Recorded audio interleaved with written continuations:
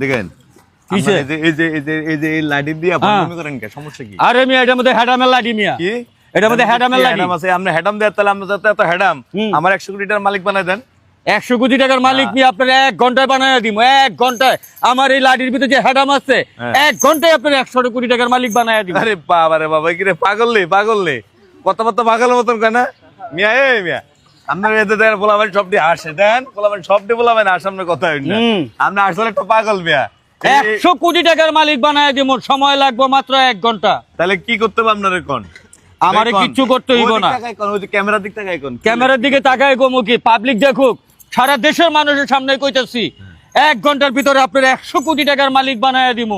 আমারে কোনো টাকা পয়সা দিতে হবে না, কোনো ঘুষ মুস, কোনো ফিডিং ফাটিং দিতে হবে না, কোনো হাদিয়া দিতে হবে না, শুধু 2টা ইসা মাছের সোনা জোগাড় করে দিবেন।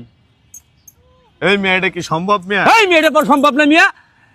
মাকে কামাই করে 10 টাকার মালিক হইতে না, আপনি ফাওয়ার উপরে আইছেন 100 কোটি টাকার মালিক হইতে, আর 2টা ইসা মাছের সোনা জোগাড় করতে পারবেন না মিয়া। যান এই মিয়া যান এই যান।